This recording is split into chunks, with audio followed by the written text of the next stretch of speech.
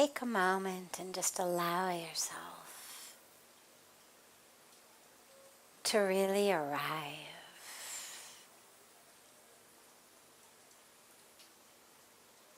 The body's here, but allow the rest of you to really arrive right here, right now.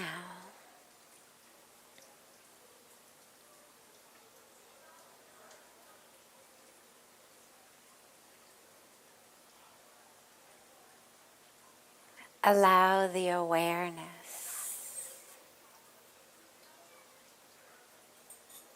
to be right here, right now.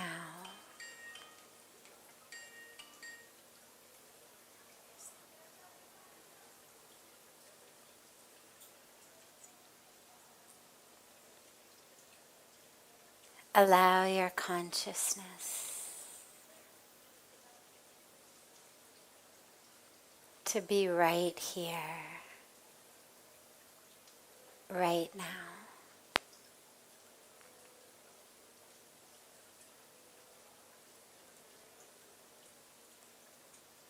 Not judging, not analyzing, not wishing the present moment were different in any way.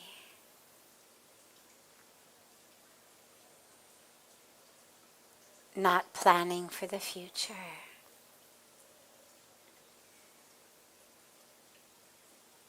Not stuck in the past.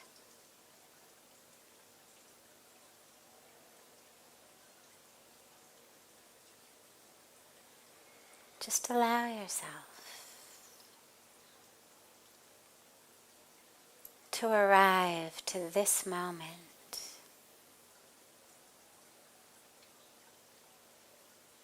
To this very breath.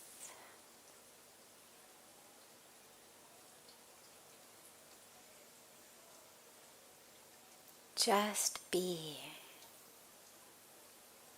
in this breath.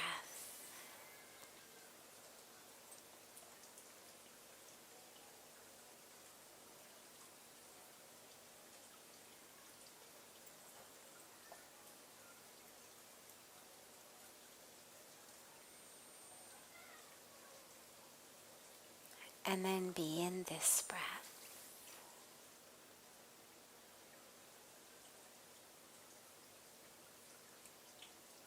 Right here, right now. In this perfect moment.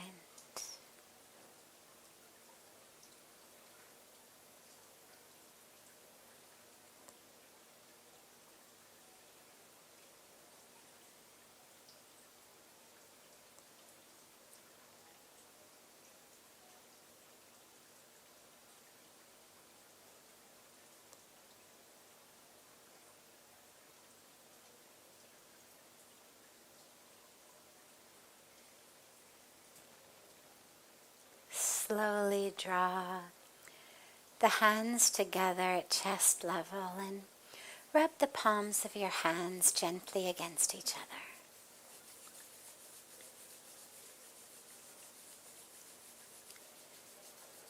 And place the palms over your closed eyes.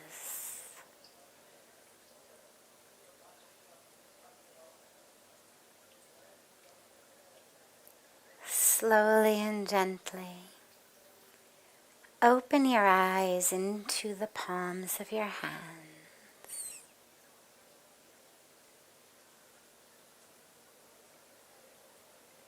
and lower your hands.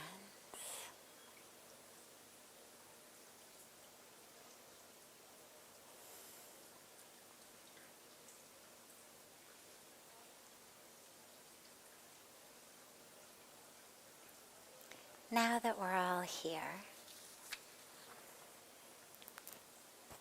we begin as always with a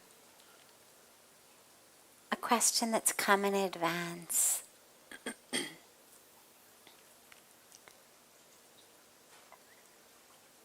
how do we keep daily circumstances from impacting our lives?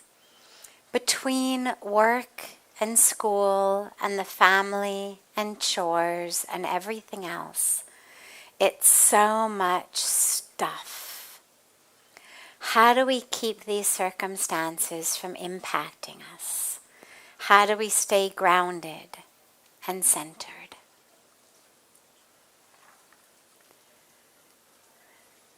So this stuff, in many ways, is your life. The point is not to push circumstances away. If in order for me to stay anchored, grounded, centered, peaceful, I need to push things away, then I'm in a very, very tenuous situation. Because then everything becomes a threat to my grounding and anchoring. Then we end up in those situations I love where it's like, don't come near me because I'm really peaceful right now. Don't talk to me. Just stay over there because I don't want you to interrupt my peace. Or I can't talk to that person. I can't go to this place. I can't do this thing. I can't see this one. Because I'll lose my peace. And suddenly life becomes very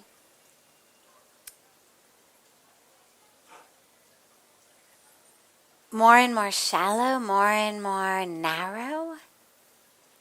And the point of our spiritual practice and path is not to narrow our lives, but to expand them. Now, obviously, we make conscious choices about people and situations that are conducive to our path. I mean, I haven't been in a bar in decades. Not conducive to my path.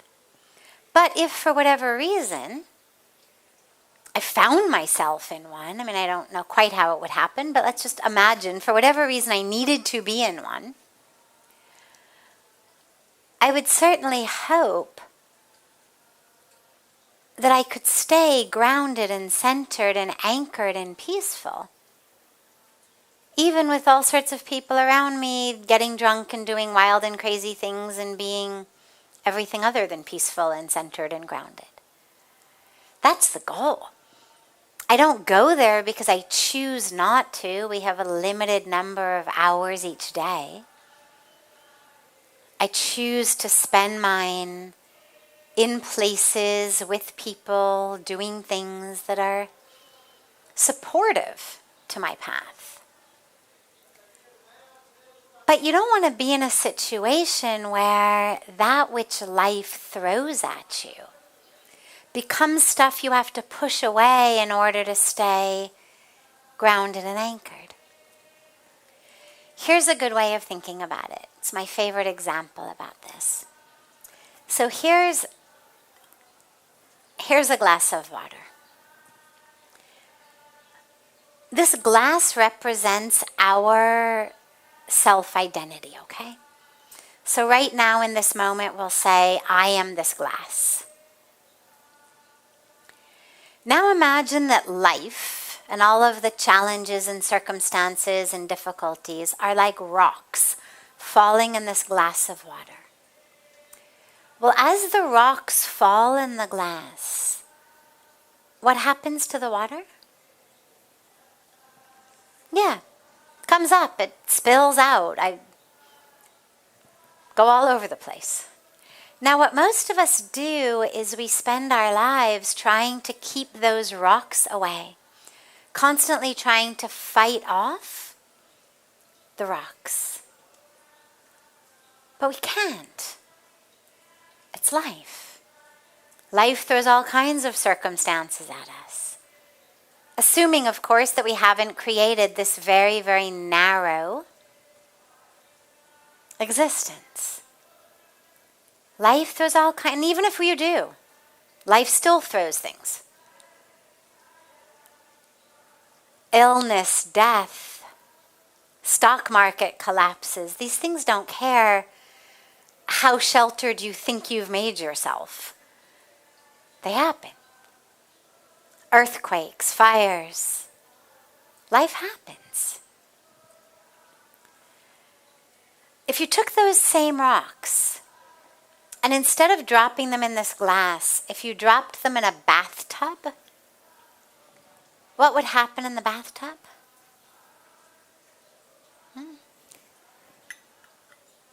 Yeah, a little bit less. Got a lot of people going, a little bit, but not too much. Well, what if we dropped the rocks in the ocean? What would happen then? Okay, so a lot of people shaking their head like nothing's going to happen.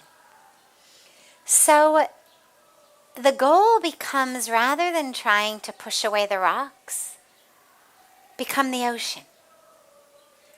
Change your experience of yourself from the glass to the ocean. So all of these things, circumstances, situations, responsibilities, family, job, school, chores, all the things the questioner listed, these are not things to be avoided. I mean, can you imagine if all of the kids said, I really can't go to school today, it steals my peace. Right? No. Hey mom, I need you to write me a note excusing me from the exam because it's taking my peace away. I mean, would any parent say, please excuse my child from the exam because they're feeling really, ungrounded? We'd say, no, study. You're a little nervous? Okay, study harder. Take the exam, go to school. If you're really nervous, let's work on what the problem is. We'll sort it out. But no, you don't get to not go to school just because the idea of going to school steals your peace, or being called upon to figure out a math problem on the bulletin board, the chalkboard, steals your peace. You got to do it anyway. It's an important part of growing. And growing is not getting the letter from mom or dad that says, please excuse Billy from solving math problems on the chalkboard. It steals his peace. It's how can we help Billy feel grounded and centered and calm and confident? Because life is all about showing up at the chalkboard. When we talk about stepping up to the plate of our lives, it's all about that chalkboard. So the question becomes then, how do I become the ocean rather than the glass so that these rocks don't cause me to fall all over the place? I mean, could you imagine saying, I don't feel like getting a job, it steals my peace. Right? The universe should just pay me to exist because a job is really hard to kind of do at the same time that I'm peaceful. I mean, we'd laugh at somebody. Could you imagine somebody, knocks on your door and says, would you mind writing me a check because I'm avoiding going to work because it steals my peace. So if you could just, give me some money. It'd say,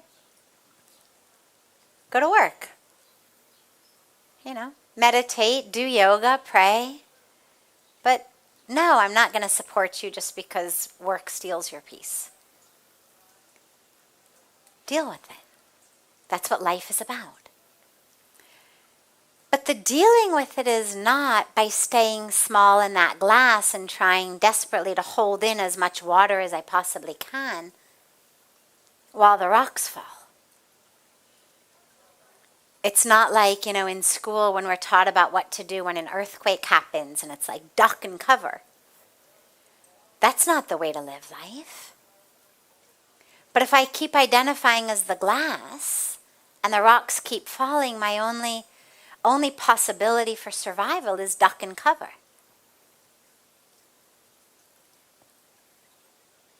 So the answer is realize you're the ocean. You're not the glass. And all of our spiritual practice is all about that. The meditation that we do is all about this experience of an expanding consciousness. The satsang we do, the jnana yoga we have is all about knowing, learning, realizing. We're not just these bodies. We're consciousness. We're infinity. We're divine. The bhakti yoga is all about that merging into divine love and divine oneness in such a way that when we merge, we're no longer this small separate being. We're the drop that has merged in the ocean. So yeah, there's a lot of things that try to steal our peace in the world. But the answer is not to push them away. The answer is to realize you're the ocean. And of course, again, lastly, that doesn't mean that I consciously, purposely waste my time going to places that I know are going to steal my peace. You may want to do it every now and then just as a particular type of sadhana. But recognizing the very, very few hours we have every day.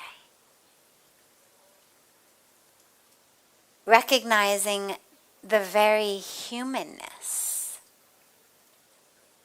of our karmic package. Well, let's fill the hours of our day with that which is as conducive as it can be to our path, but that's by choice. That's not because I've become a slave. That's not by narrowing my life. That's by being engaged every minute and every moment with, I have a choice. In this moment, I can spend this time doing this or doing that. I can be with these people or these people. That's power.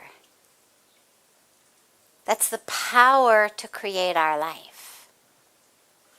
So we use it. But when circumstances are circumstances and that which we haven't necessarily chosen has landed in our lap,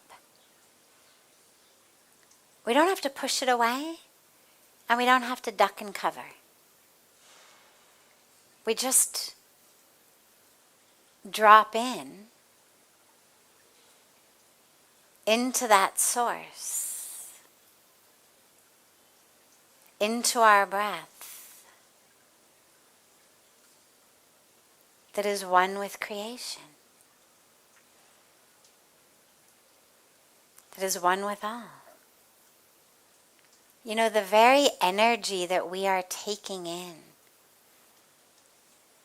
has been here since the Big Bang. Right? I read that recently somewhere. In science we learn that energy is not either created or lost, that it just changes form. And, I remember learning that in 7th or 8th grade, and you just kind of memorize it for an exam. It doesn't really mean much in your life. And then just recently I read an article that was speaking about that and how the energy in the universe now is the energy that was created in the Big Bang. Like when you breathe in, not just the oxygen, but that actual prana, that actual energy that is coming into you, that life force, the energy of us, the atoms of us, the whirling electrons of us, have been here since the Big Bang. They're the same energy that the sages and the saints and the rishis were breathing, were exhaling, were made of. It's such a powerful awareness. Wow. Of course we weren't born. It's just energy realigning itself in all kinds of different ways.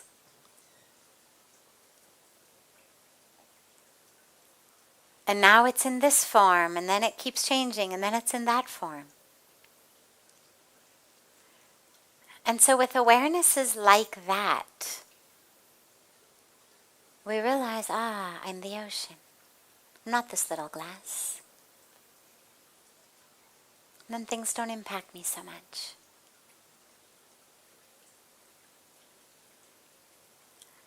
Are there any questions that anyone here has? Yeah, you and then you. Hello. So I do believe that we are here in this incarnation to belong, to connect, and to expand. And also in this process to heal from some things. And even though we probably shouldn't get fixedly attached to the expectation of healing, are there clues that tell us that we are actually going to heal from certain things in this incarnation still? Beautiful. The clue to know that you're going to heal is you making the decision that you're going to heal. You don't have to wait till next life. That's a choice you can make. We've been given free will. Yes, we've got destiny. Yes, we've got karmic fruit from past actions. That's what has led to the situation from which you need to heal. That's what led to whatever it is that happened to you that now you are suffering from. That gave you that situation, that experience. You could say it was your destiny to have that happen. Okay. But now what do you do with it? Now it's up to you.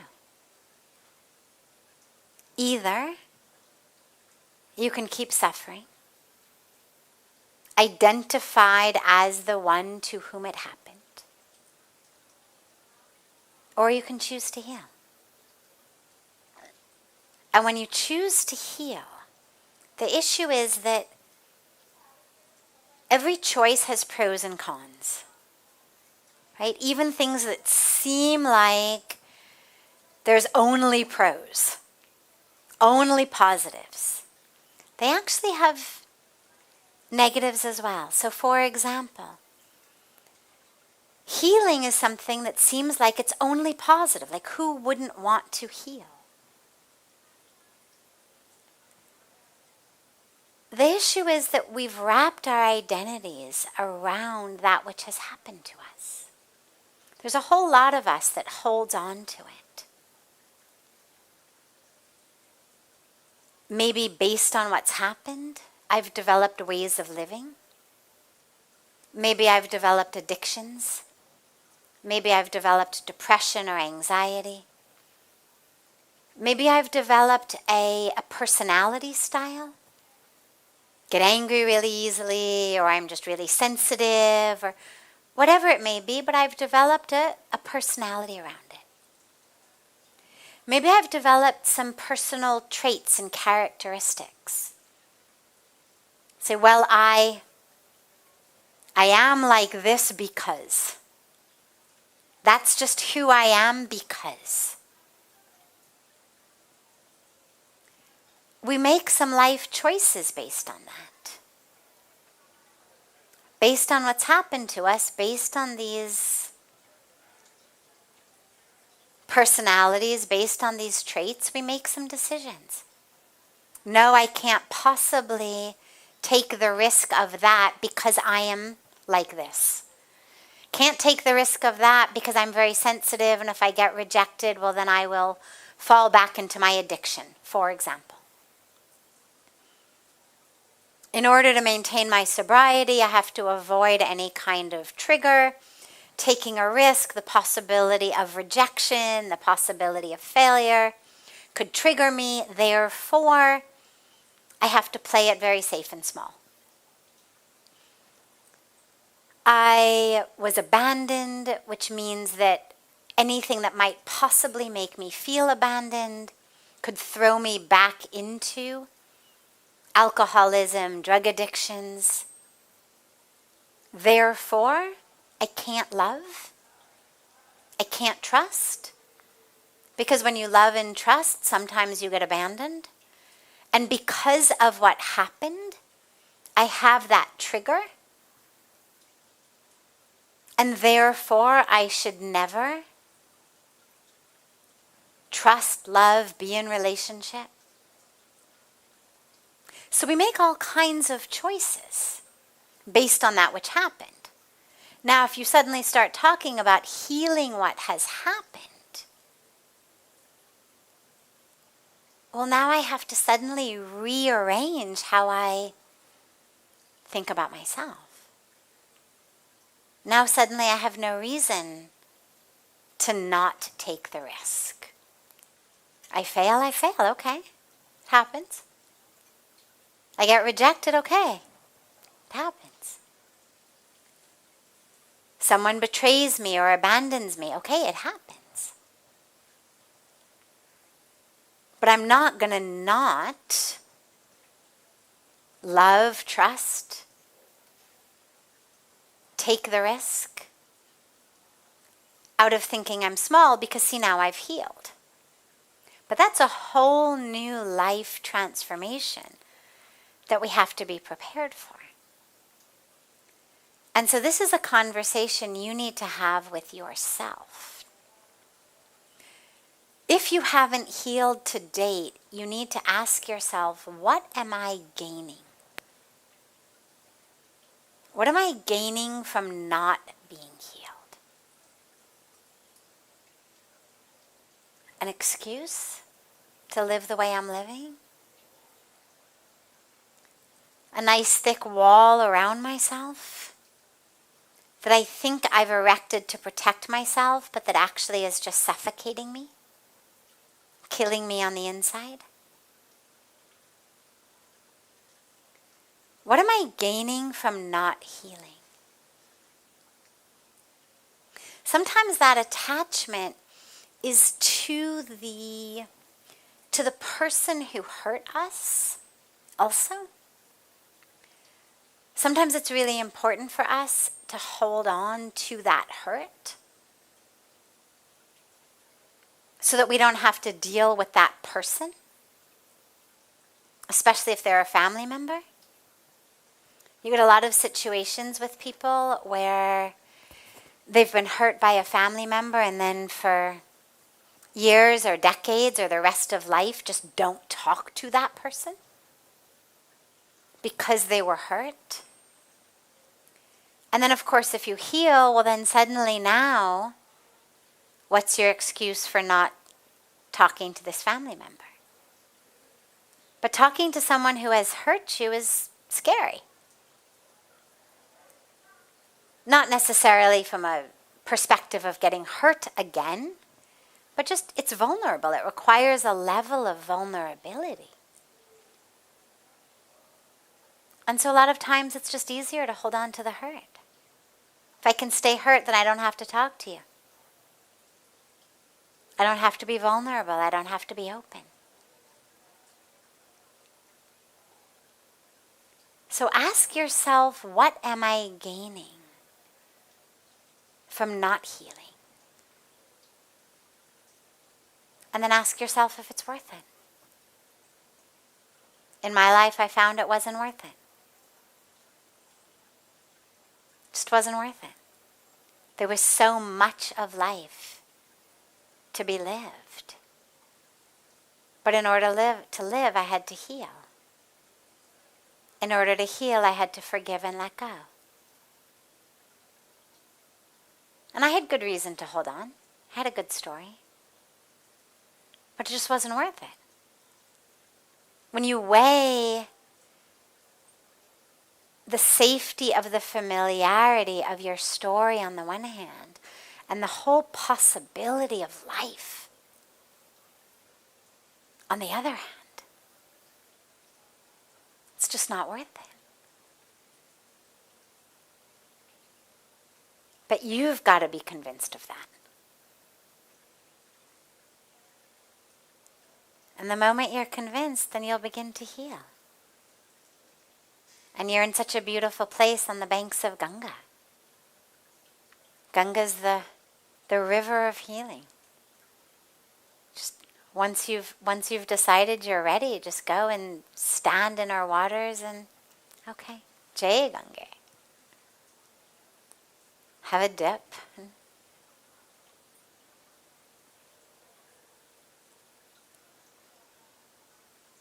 You owe it to yourself. Yeah. Yes. People say that life and death is not Just in bring the mic a little Yeah. bit. Yeah, thanks. People say that life and death is not in our hand. At times we lose someone which is very close to death, and it is very shocking kind of situation, because we never expected that this kind of thing will happen. How to heal from this situation and how to come out? People say that, okay, it'll take time, it was destiny, you will heal. But it becomes really very difficult to come out of it, because there are a lot of memories here and there. And how to come out of it and So let me let ask you go. something.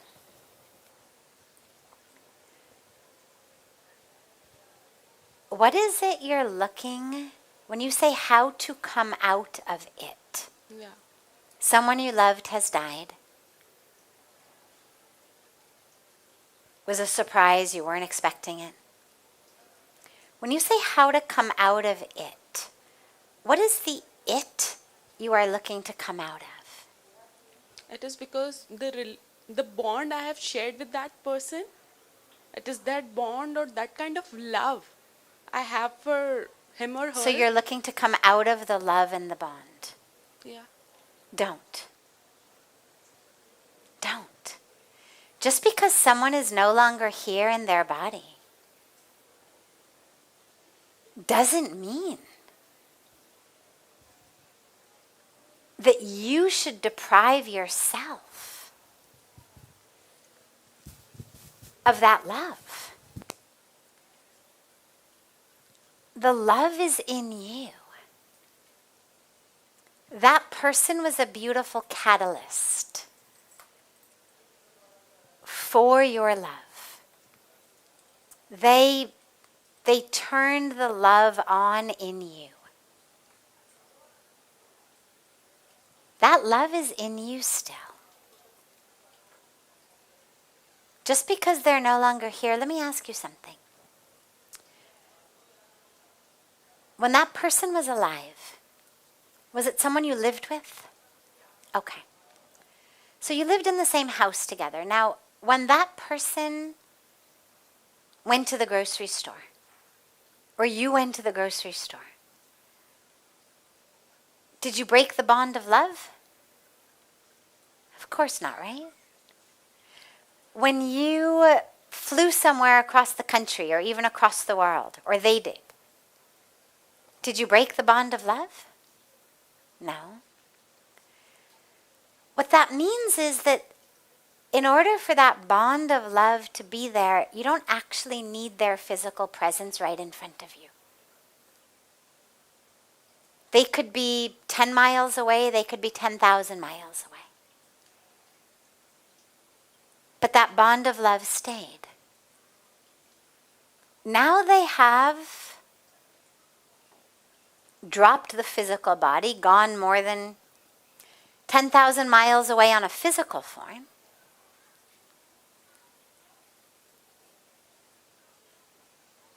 Why would you feel the need to break the bond of love?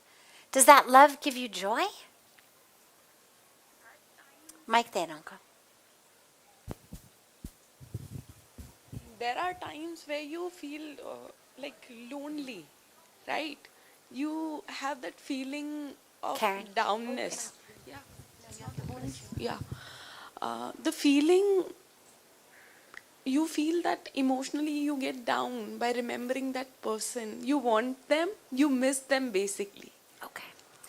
So love and missing are different. Okay. Okay.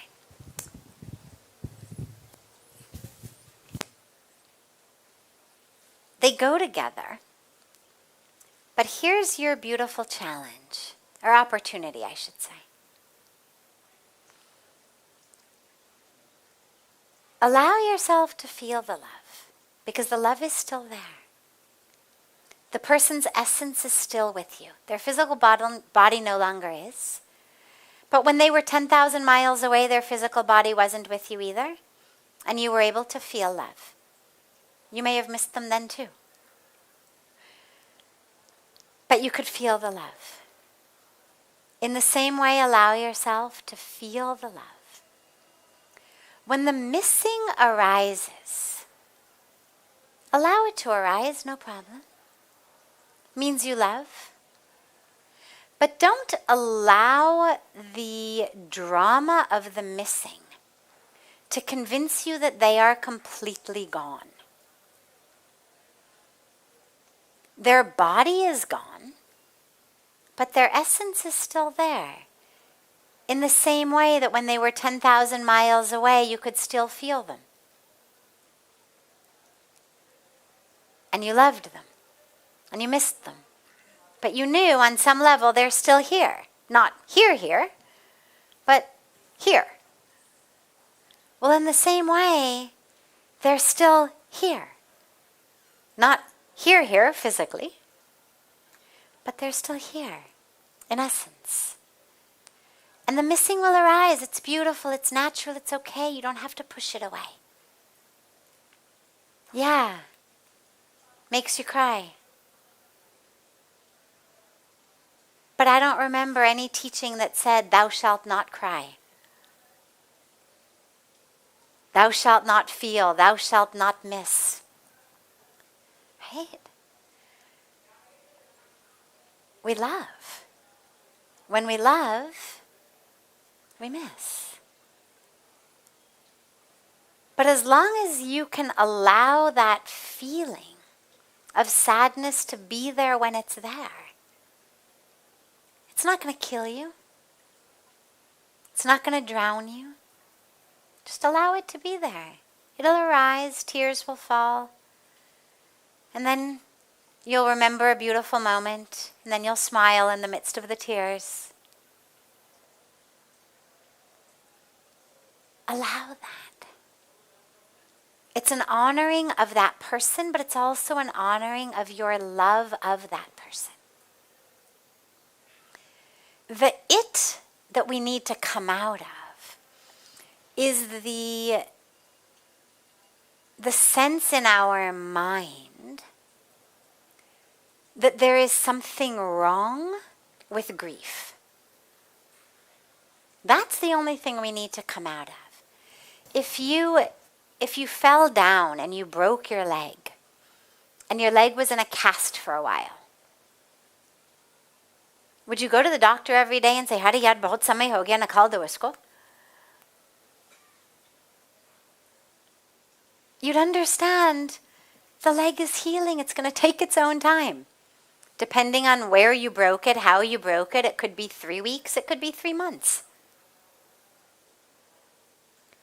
But you understand it's necessary, it's healing, there's nothing wrong with it. People around you are not going to come around and say, "Hare yada bibi cast hai kya?" as though somehow there was something wrong with you because you still had the cast on. Grief is the same way. Something has broken in us, and it needs time to heal. But in the same way that the bone eventually rejoins, our heart eventually rejoins. But here's what's beautiful. The leg bone rejoins kind of in the same way it always was. Our heart actually rejoins and reforms in a whole brand new way that forms around the absence of that person, but that is actually a presence in our heart. And it's not something that's easily describable. But what will happen is the presence of that person will kind of percolate through the rest of your heart. And you'll feel it in the oddest times of the day. You're brushing your teeth, you're bathing, you're whatever, and suddenly there it is.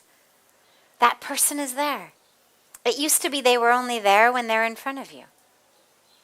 Now, because their absence has become a presence in your heart, on that newly formed way, you'll find they're actually with you, paradoxically, a lot more than they ever were. But that takes time. Like it takes time for our leg or our arm to heal in a cast. Don't rush to come out of it. Just keep telling yourself that grief doesn't kill. Sadness doesn't kill. When it washes over you, just allow yourself to feel the presence of that person and to smile with their presence now. Surely there are things about them, memories that make you smile. The mind is the problem. The mind is the one that keeps saying, they are gone. They are gone, get over it. They are gone, now you are alone, move on, get over it. I have no idea whoever came up with that idea. But clearly not anyone who ever lost someone in a conscious, full-hearted way.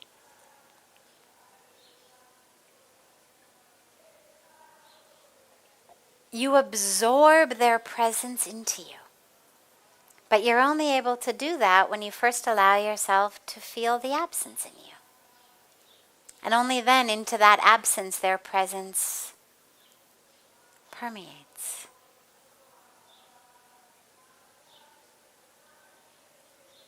So it's okay, the tears are beautiful. Just be with whatever's up, whatever's present. Sometimes it'll be tears, it'll be smiles, it'll be laughter, it'll be silence. It's all you're called upon to do.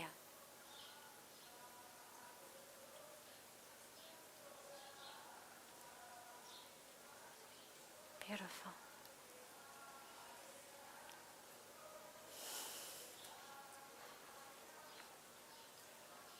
Have a beautiful, beautiful rest of your evening. Beautiful day to our family joining us from all over the world. So much love to you all. And I hope that tomorrow we'll be able to be together again. Tomorrow also is my mom's birthday. And some of you may know that she's actually here. She came back with me in October after having a very, very bad stroke last year. I was with her in America for many months and then brought her back here.